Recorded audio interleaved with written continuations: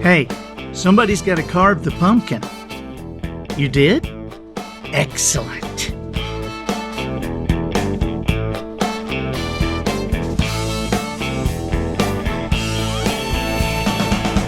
Good morning, afternoon, or evening. You are listening to the Professional Noticer. I hear the great pumpkin. Here, you and I will use common sense and all the wisdom we can muster to move beyond what is true and go all the way to the truth. Creating measurable results for people like you and families like yours. No longer a member of the amateur ranks, I am the Professional Noticer. Hey, aren't you going to wait and greet the great pumpkin? Huh? Hello, everyone. I'm Andy Andrews. Hey, thank you for making me a part of your week. While our topics might seem to vary wildly sometimes, it's because the things you care about most are often greatly affected by the things you care about least. Therefore, we will field some fairly serious questions about business, spiritual issues, popular culture, and some crazy ones like, why are there no bee batteries? My purpose here today and with every show we do is to play the part of a best friend or a coach. I want to help you live the life you would live if all your toughest questions were answered. The Professional Noticer is sponsored this week by AustinLegacyKnives.com. Austin Legacy Knives are created one at a time, individually handcrafted to your specifications. You talk about your limited editions, each Austin Legacy knife is discreetly marked 1 of 1, right there on the hilt of the blade. Austin Legacy Knives will produce the most memorable gift you will give this year, whether for Christmas, graduation, a birthday, or wedding. And the ordering process is a simple one. You just go to AustinLegacyKnives.com and choose a blade style. Then choose the handle material from the beautiful wood that's pictured on the site, and that's all there is to it. Your newest family heirloom will be delivered within weeks. Or, if you wish, you can provide the handle material yourself from a piece of your family's past, like the wood from your granddad's old hammer, or a board from what used to be the family cabin, a piece of wood from the tree that was planted the day a child was born. Austin Legacy Knives will use that old, unused, or stored away remnant of your family's history and turn it into a usable work of art. A chef's knife matched with a paring knife for the kitchen, or a small pocket knife to carry or display on a desk, or any of the outdoor-style blades would be the perfect one-of-a-kind gift for the hunter or fisherman on your Christmas list. Hey, you want something special for Dad? Have Austin Legacy Knives create Dad's very own one-of-a-kind steak knife. That would be very cool. Be sure to place your order now for December delivery. And while you're on the site, don't forget to check out several knives, also one of a kind, that are in the Available Now section. This is the gift that will be passed down through generations of your family, a gift with its own story, from AustinLegacyKnives.com. Okay, observations and answers is what we do here. I deliver the observations. You provide the questions. Questions, I really think, more than people realize, questions are a critical component of the person you and I aspire to become. And always remember, the quality of your answers can only be determined by the quality of your questions. This week, our first question is from Tammy. She's from Virginia. Let's listen. Hey, Andy. Tammy from Linden, Virginia here. I just wanted to tell you I'm really enjoying the new podcast. I love the format, love the lighthearted beginning, and the questions have been fantastic. I don't know if what I have to say is more of a statement or a question, but perhaps it's a subject in which other women at my stage of life might be interested. I'm 47. I've been a stay-at-home, work-from-home mom for 18 years until about a year ago when our daughter went to college. I gave up a career about that long ago to stay home with her. My husband and I felt certain God was calling me to that for that season, and I don't for a single second regret it. During that 18 years, I discovered my talent and love for writing. Thanks to my very supportive husband, I've been able to grow in that area in a variety of ways. And now I make a small living ghostwriting. And I seem to do pretty well writing for others, whether it's a news piece, human interest stories, or writing in the voice of another. But when it comes to writing or creating stories for publication, fiction or nonfiction, I completely freeze. I go blank. I can't seem to type a single word on the keyboard. I do have ideas, so I know I'm capable. Shoot, the excuse that I used to give is that I didn't know how. But I've been doing this for a good while now, and I do know how. I know you're not a mind reader, but what's with this fear? I finally have more time than I've ever had in my life to pursue a passion.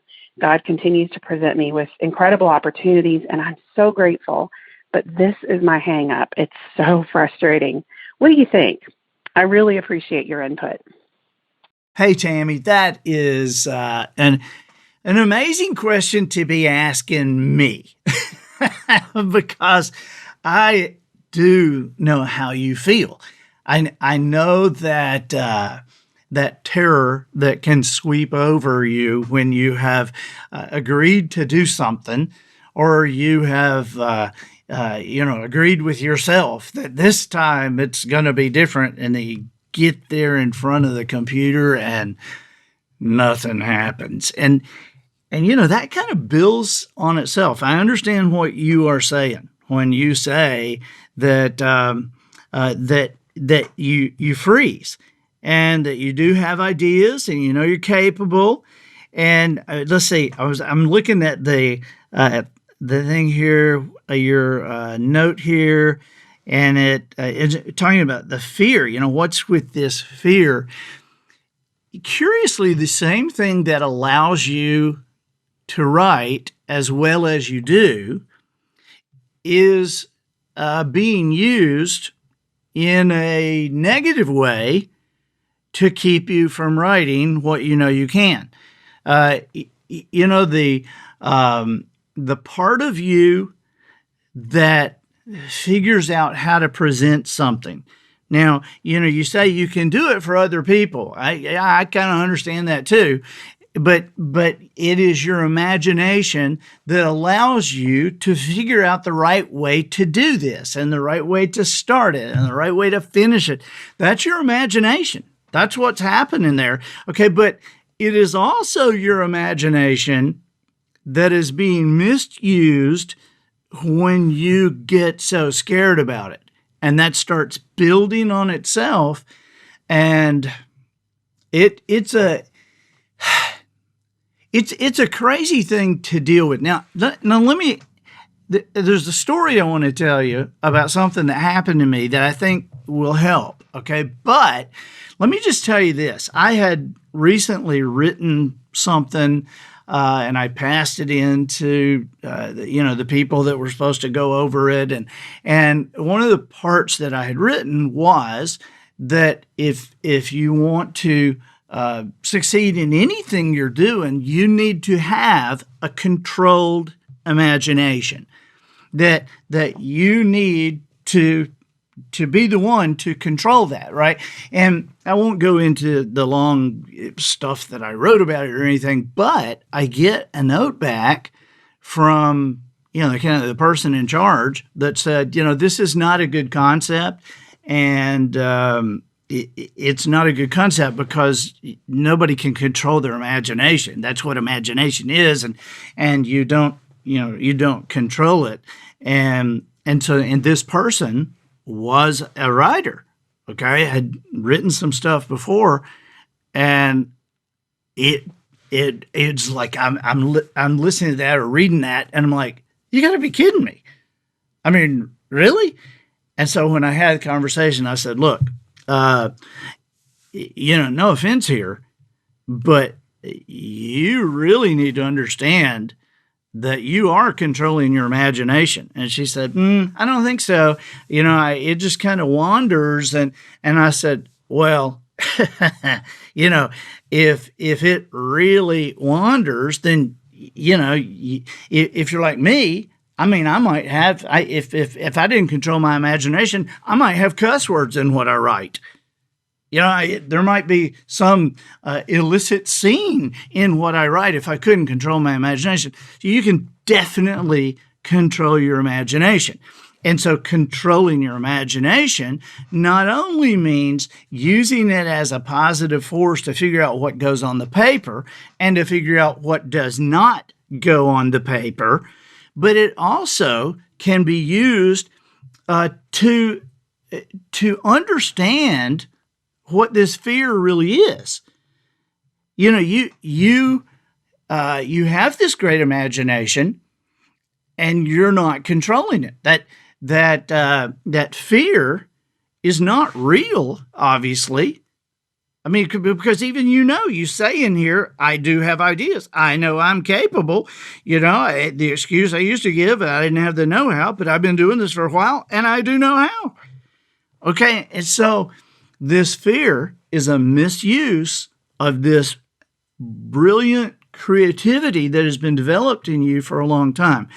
Now, one thing that triggers it is that moment of sitting down and not knowing how to start, and then that kind of building upon itself. The kind of thinking that oh no, this is happening again. Oh no, this always happens. Oh, I knew it was going to be like that. And that starts to build on itself. And I know it does because I have been there.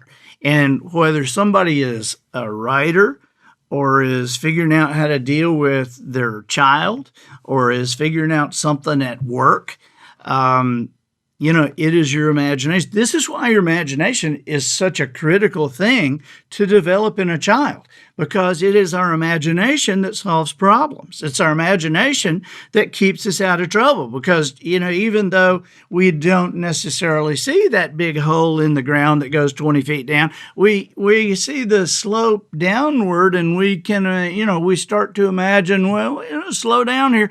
And so there are many things that you use your imagination for. Now, I'm going to give you just a writing trick. Okay, I'm going to give you a writing trick, and this is something that I kind of figured out on my own on one of those desperate days when I was facing a deadline, and I was supposed to write a short story.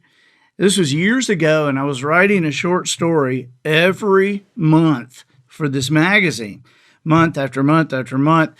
And the stories, they eventually became a book, but the stories were all connected. And the book's not in print anymore, just so you know. The stories were all connected about a town called Sawyerton Springs. And so there were different people in this town, and they were, they showed up in all these stories. And I think I did this column for like 3 years. So every month I had this deadline.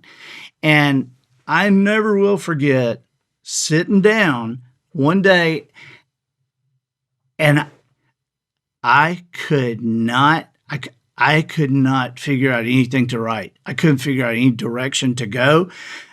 I didn't know who I wanted to involve in the story. I didn't have any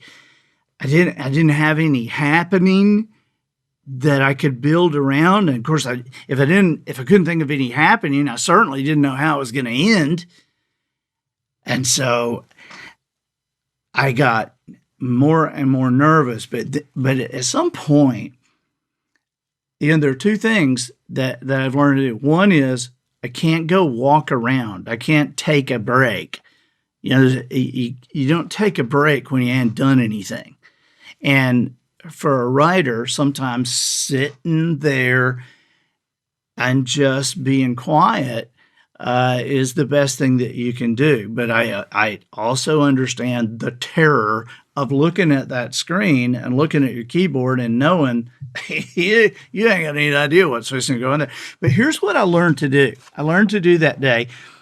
I picked out a character and I said, I just got to get started. I have no idea where it's going to go. So right before the show, I'm going to go get that story because it made me think about that time and what a breakthrough this was for me. So I knew I had to just put something on the page. I had no idea where it was going. I picked a character.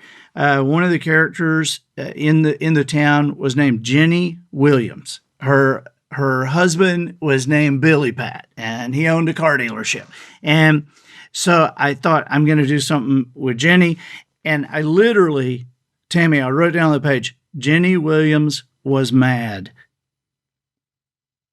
I mean, that's all I had. And I kind of sat back and looked at it, and I thought, where's this going to go? I don't have any clue. And so the next line I wrote was, in fact, she couldn't remember being quite so mad. Brilliant so far, isn't it? And let's see, the third line is, it was just after 8 o'clock in the morning and she already had a headache. So now I'm starting to kind of imagine it, right?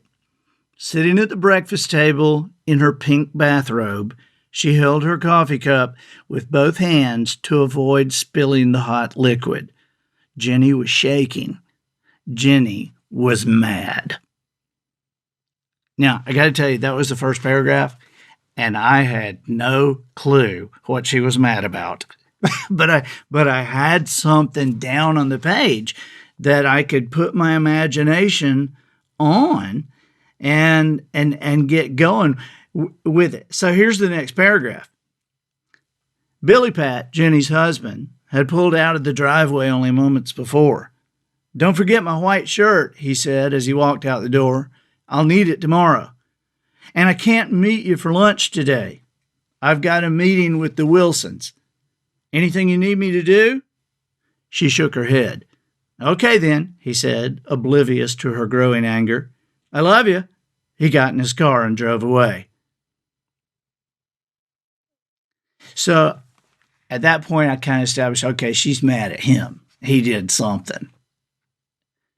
And let me just go another paragraph too. Then I'm going to tell you where it went. Jenny didn't answer until Billy Pat was around the corner. "Yeah, right," she said, and went inside, pouring coffee into her cup and all over the counter. She replayed in her mind exactly what Billy Pat had said. "Don't forget my white shirt." How can I forget it, Jenny thought. You leave it in the middle of the bedroom floor. If I forgot it, I'd trip and break my neck. That's what I should have said. That would have been good. And why can't you meet me for lunch, is what I ought to have told him. Thursday is supposed to be our day for lunch. Is meatloaf at the cafe once a week too much to ask? Yeah, well, you always have a meeting with the Wilsons. I don't care if you have a meeting with the President of the United States. I'm your wife. That's supposed to count for something. "Boy, oh boy," Jenny said out loud. "If he were here, I'd tell him what he could do with that meeting and that shirt." Okay, so what I'm saying, Tammy, is I just kind of got going on something. I just wrote something down. I had no idea where I was going. And I would urge you to trust your imagination. So I kind of kept going on that. And she, as the day continued on, she started thinking of more things that she was mad about, and she got madder and madder and madder. And about 2 o'clock, 2:30 in the afternoon, she started thinking, well, he does do this, and even though he did that, and she began to think more grateful thoughts and began to kind of talk to herself in a different way. And the way the story ended up is, by the time he got home and she hugged him and kissed him on the cheek, and he got home and he never even knew she had been mad to begin with. And so that's kind of where that story went, and it worked, but it was out of nowhere. And so look, trust your imagination. Your readers do. The people who hire you do. And so you got to trust your own imagination. And whether, if you're listening to this and you got an issue with that you're trying to figure out at work, or something you're trying to figure out with your family, trust your imagination. Just calm down, back away from it a little bit, and and get started on something.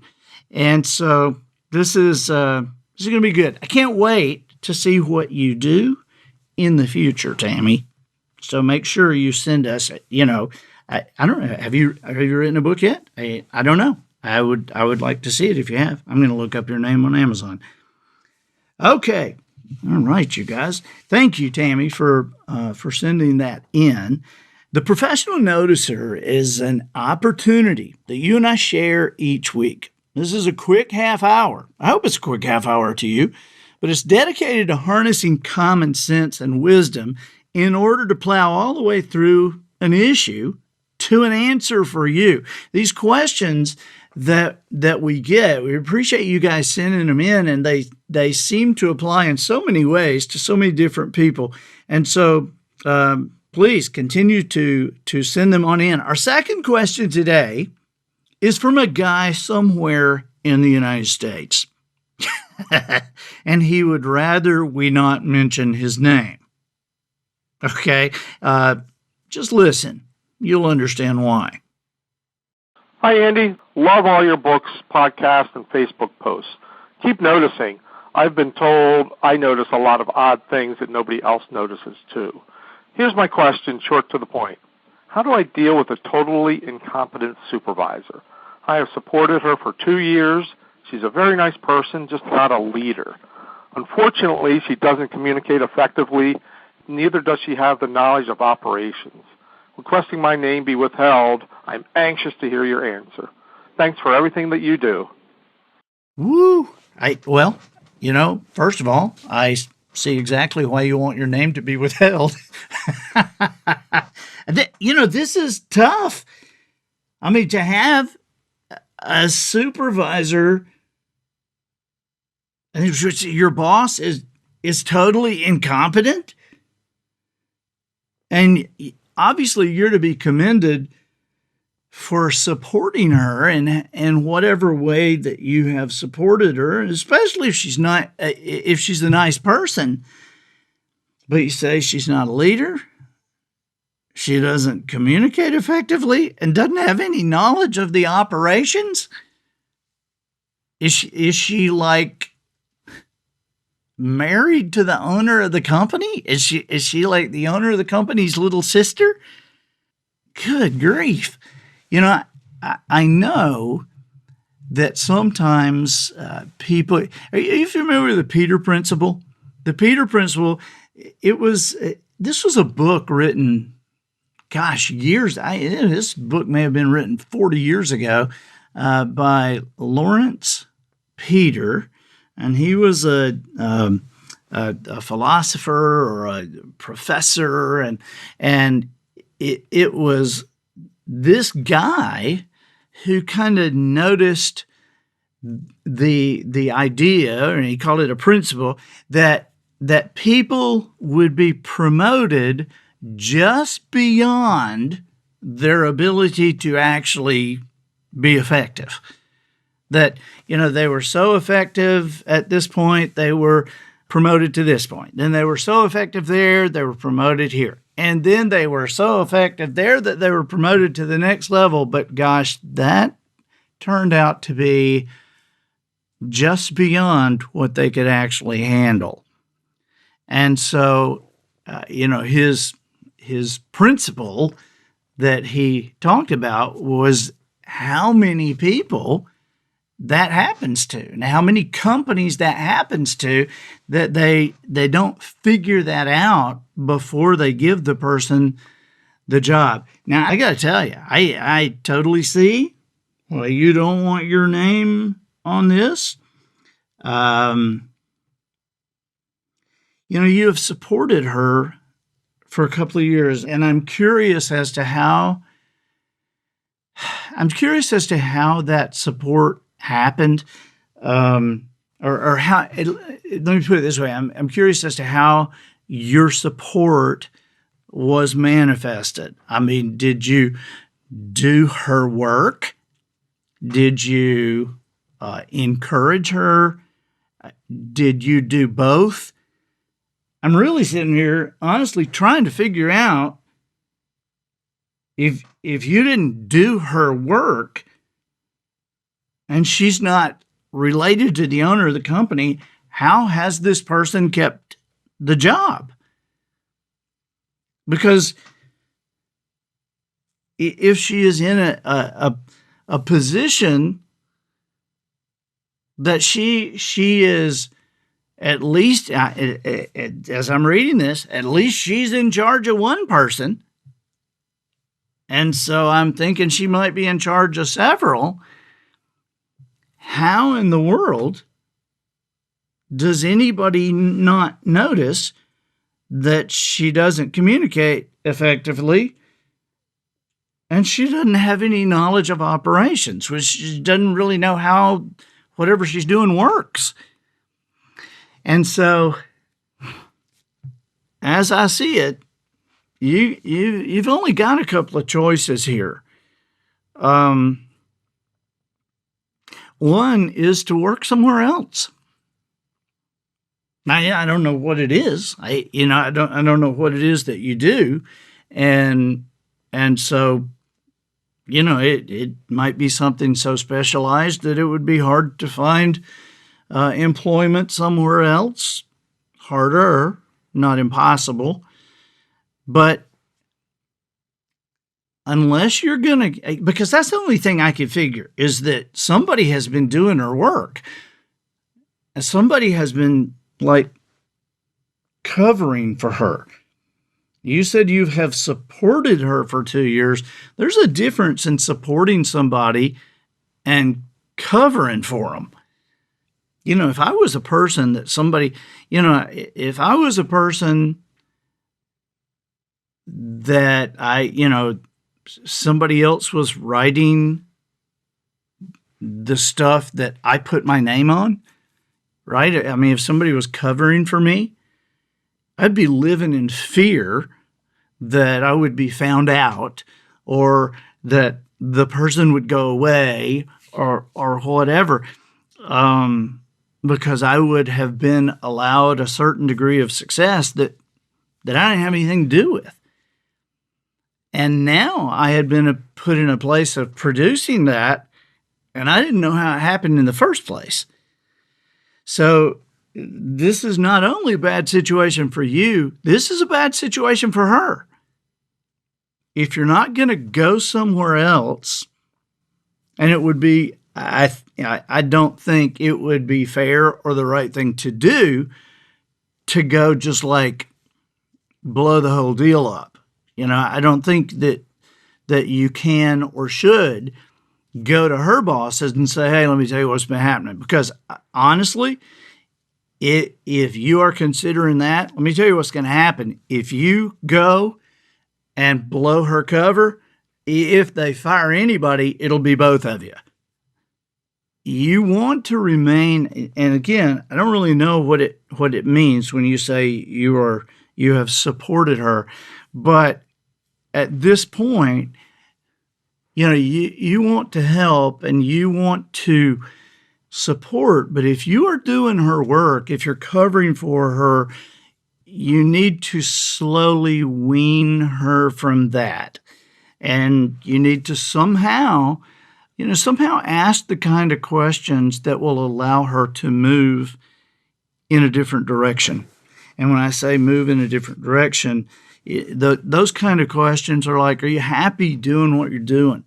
Do you come to work every day excited about it? Do you come to work confident? Do you come to work knowing you're making a difference? Have you ever thought about anywhere else? Would you be happy doing something else? You might want to get her thinking in a different direction and also get her thinking in terms of your life, if you've been doing her work, and how you're not going to be able to do that. I don't know how you go into explaining your time and your commitments with your family and your commitments to your own job. I don't mean this to sound rude to you, but, somewhere along the line here, it feels as if your support has turned into a lie. Your support has turned into enabling her to fool the powers that be. And if you have enabled her to fool her bosses, that means that you have fooled her bosses. I don't think there's irreparable damage done here, necessarily with your job or whatever. I've seen tons of people that thought they were leaders and didn't know they were leaders. And I've seen a lot of people that thought they were communicating effectively when in fact they weren't. But I can't think of anybody or any situation where somebody didn't have any knowledge of the operations of their job and didn't know it. I mean, I'm thinking she knows it. And if she knows it, she is not coming to work every day happy. She is not coming to work every day confident and looking forward to the things that, might unfold during that day. She's got to be scared to death. And so I think there is a way that you can help ease that transition. No, I don't think, I don't think you should just pull the training wheels off and disappear. But something does have to change. And, questioning, getting her thinking in a different direction might be the way to do it. Okay? I would be curious if you don't mind, if you could give us a follow-up on this sometime in the future. I would certainly be interested to know how this turns out, how this unfolds for you and for her. And listen, good luck to both of you. Okay. I mean, and it's not going to be luck. So I guess, best wishes or something. And she doesn't even know at this point that she needs any great wishes, but we're pushing them her way anyway. And you'll do a great job with this. I think that you started off doing something that you thought was created out of loyalty and created out of kindness, and has probably ended up trapping her a little bit and trapping you a little bit. And so I think you can work this out. And again, thanks for the question. Love to hear what goes on in the future with it. And I think that'll do it for this week. Get us out of here, Matthew.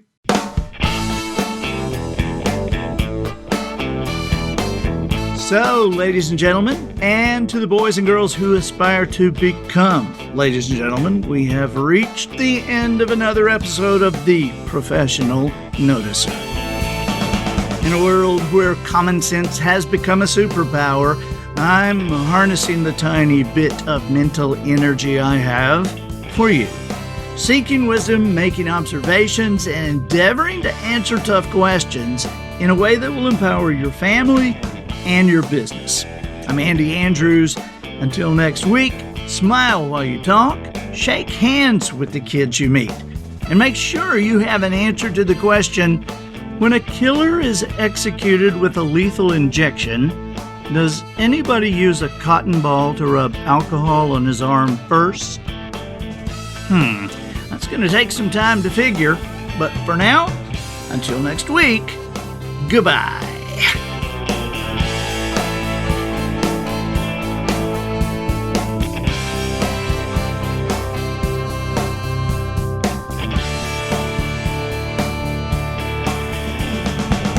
This episode of The Professional Noticer was produced by Matt Limpert.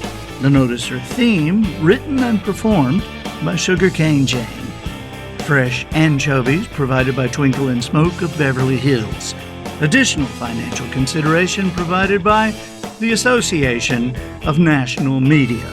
These are the folks who stay on the air 24 hours every day, broadcasting opinion about the news. The Association of National Media investing every day in what has become an impressive effort to tell you the same thing over and over again until you believe it or become ready to find the closest cliff from which you can jump.